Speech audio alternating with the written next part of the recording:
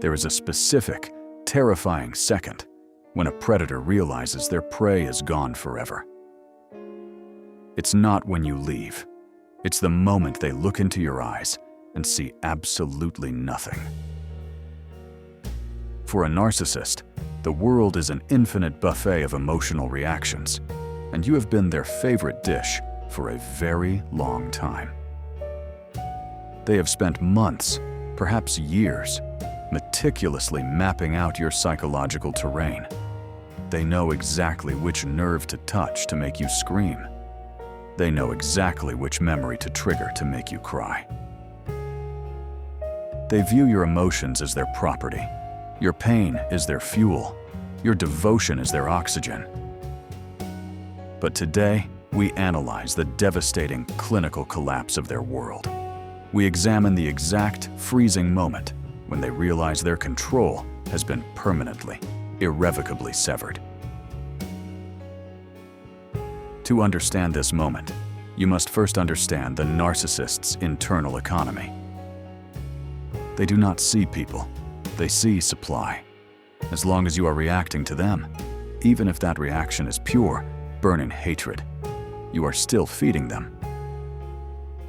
If you are yelling at them, you are still engaged. If you are trying to fix them, you are still invested. The narcissist thrives in the friction. They feel alive when they can make you spin. The nightmare for them begins when the friction stops, when the machine of your emotions simply shuts down. Understand the rigid psychological script the covert narcissist operates from. In their distorted reality, they are the supreme author of the relationship. They firmly believe that they dictate the beginning, the middle, and the end. The narcissist always plans for a discard phase. They intend to drain you completely and then abandon you on their own terms, leaving you broken and confused. But when you reach the state of the sovereign void, you completely burn their script. By emotionally detaching before they can discard you, you commit the ultimate narcissistic injury. You have not just walked away, you have usurped their absolute authority over the timeline. You have proven that they are not the director of your reality, but merely a guest who has overstayed their welcome. Imagine the scene. The narcissist has just executed a classic move. Perhaps they've said something incredibly cruel, or they've been caught in a blatant lie. They are waiting for the familiar explosion. They have their counter-arguments ready. They are prepared to play the victim and turn it all back on you. They are leaning in, staring at your face, looking for the flicker of hurt, the flush of anger, or the moisture of a tear. And this is when it happens. This is the moment they lose.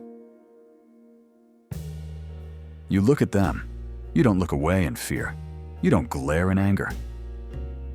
You look at them with the same polite, vacant indifference you would give to a stranger asking for the time at a bus stop.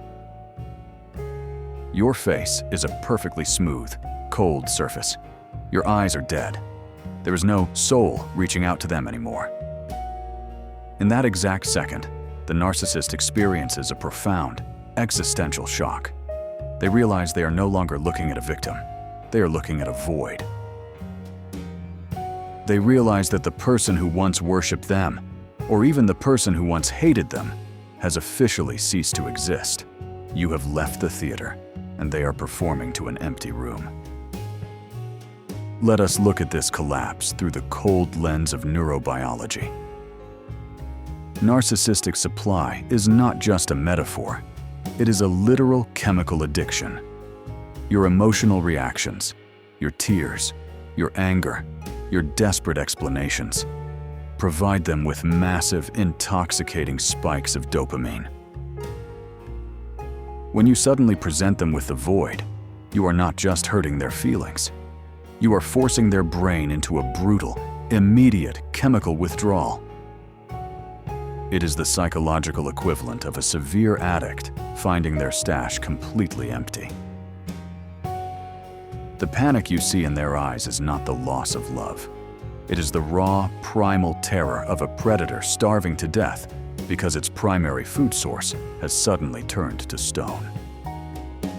They are experiencing a complete systemic failure of their emotional economy. The panic that follows this realization is unlike anything else. Because they have no internal sense of self, the narcissist exists only in your reflection. When you stop reflecting them, they feel like they are literally disappearing. They will desperately try to resurrect the old you. They will cycle through every tactic in their playbook at high speed. They will try rage. They will try fake, hysterical apologies. They will bring up the good times and try to use nostalgia as a hook. They are like a person frantically pressing the buttons on an elevator that has lost power. They press harder and harder, faster and faster, but the doors never open. Watch their face during this collapse. You will see a flickering mask. For a brief second, you might even see the terrified, hollow child hiding behind the monster. Do not let this trigger your empathy. Do not fall for the vulnerability they are now performing. This is just another layer of the manipulation. They aren't sad that they hurt you. They are terrified that they can no longer use you. Maintain the void. Keep your voice flat. Keep your answers to one word. Okay. I see. Understood. This is the exact juncture where the weak fail and the sovereign succeed. When the narcissist realizes their active manipulation is failing, they will often pivot to a passive-aggressive counterattack. They will deploy the silent treatment. They will abruptly withdraw, ignore your existence, and wait for you to panic and come crawling back to ask what is wrong. Do not fall into this trap. Understand the fundamental difference in the weapons being used. Their silence is a manipulative punishment designed to induce anxiety. Your silence is a heavily fortified, impenetrable fortress. When they pull away to punish you, do not chase. Do not question it.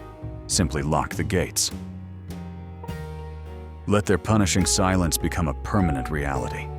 When they realize their silent treatment has just given you a peaceful vacation from their chaos, their final illusion of control shatters into a million pieces. This moment of realization is where they usually become truly dangerous or truly pathetic. They might launch a desperate smear campaign, trying to get others to give them the reaction you are refusing to provide. Let them.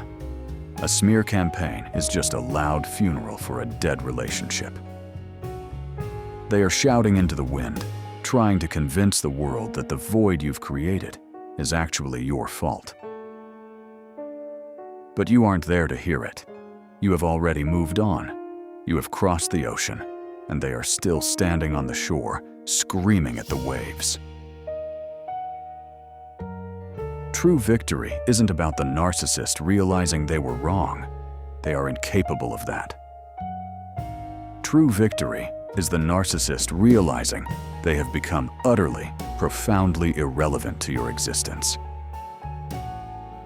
When they finally understand that their words can no longer reach you, that their presence no longer disturbs your peace, and that your life is continuing beautifully without them, they experience the ultimate defeat. You have reclaimed the throne of your own mind. You have closed the book, and the narcissist is left staring at the blank back cover, forever haunted by the silence you've left behind.